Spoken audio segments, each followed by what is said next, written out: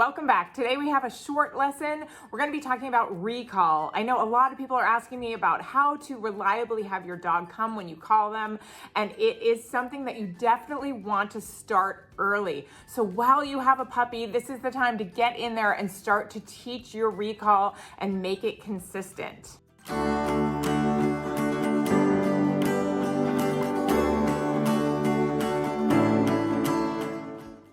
So how do we start? First of all, we probably have been calling our dogs a lot. We've been saying their name, probably using come, and teaching them that they don't always have to listen to that word because they're not coming and we're saying it over and over. So when we keep saying it, we're teaching them you don't have to do it the first time. So I think a great way to start is to change the word. Come up with another word that you're going to use for your recall. What is the command going to be?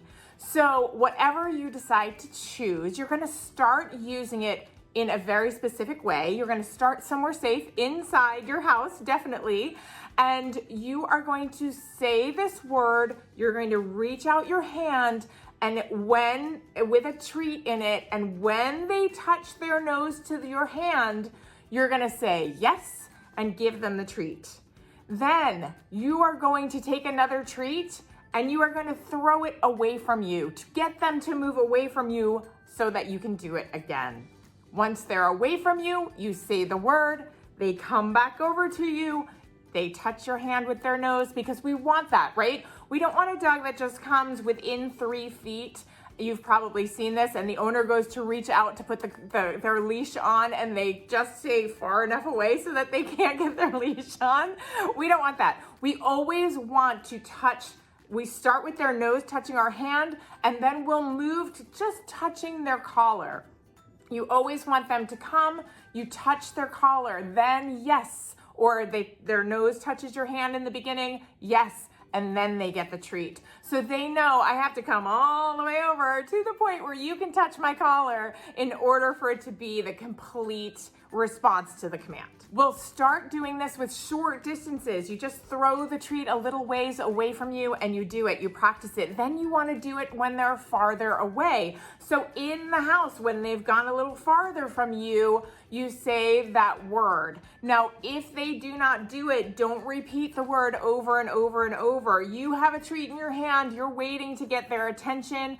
Do what you need to do to get their attention with that treat, even if you need to come a little closer to them in order to have them have as much success as possible. We want to try to avoid ever repeating the command because that, as I said before, just teaches them that they can ignore us, which we've all experienced before, I'm sure. So once we have it consistent inside, then we want to move outside, somewhere safe.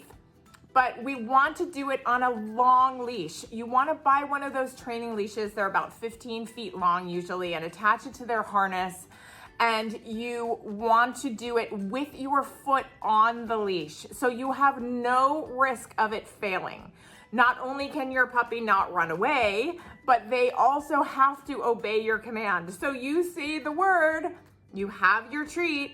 If they do not listen to you, you gently lead them in on the leash to you. You can actually do this inside too. If you're struggling to get them to get it, and you can do it inside with the leash first as well and just give them, instead of repeating the word, you lure them in like a fish, then you say your yes and you give them the treat. They're gonna get it pretty quickly. So as you're working this command, you're gonna get to the point where your dog is maybe off playing with other dogs and you want to practice your command to have your dog come to you, and they totally ignore you because they would rather play with their friends than come to you and get their treat. So what we need to do in this case is be patient, first of all, and when they decide to come, actually praise them. I know it's so easy to be angry and to say, you were so bad, you didn't listen to me, and I'm so angry at you, and you're a bad dog, right? But instead, we want to do our yes, give them the treat, and then let them go back and play with their friends. Because if we throw the leash on them and cart them off to the car, what they have just learned is when I do decide to listen to that command, I don't get to play with my friends anymore. I don't have any more fun. I get in trouble and I get thrown in the car. Of course, we're not gonna throw our dogs, but I get put in the car. So wanna make sure that we make it positive when they decide to listen, even if they're being rascals and they are not listening. When they decide to listen, you want to get in there with that yes and that treat, and then allow them to go back to what they were doing, so that coming to you isn't always the end of the fun. And then we have to be careful of our teenage stage. They are going to go through a teenage stage where they are going to stop listening to you, and they are going to really push boundaries. So when they get to that phase, you want to go a little bit backwards with this recall training. You want to have your dog on the leash, be practicing that training, luring them in, because they are going to push your boundaries. They are going to see if they can run from you. They are going to see how far away they can get. So we definitely want to be aware that that phase is coming. We want to do all of our training when they're a puppy so that it's in there, it's solid, because they're going to lose it for a little while. And then we just have to be cautious. We have to keep them on a leash. We have to keep them places that are safe and keep our training going, knowing that it's going to pay off when they get through that teenage phase. So with all of this, hopefully this gives you a little bit of a plan to start working on your recall. It's such an important skill to get really solid. Your homework for tonight is to figure out what word you're going to use. If you've been saying come, come, come to your dog and they've been ignoring you, you definitely want to change that command word. So figure out your word and start that initial training. That treat in your hand, they touch it. Yes, you throw it away so that they're actually coming to you to get the next one. So they start to understand that that word is connected with them coming to you.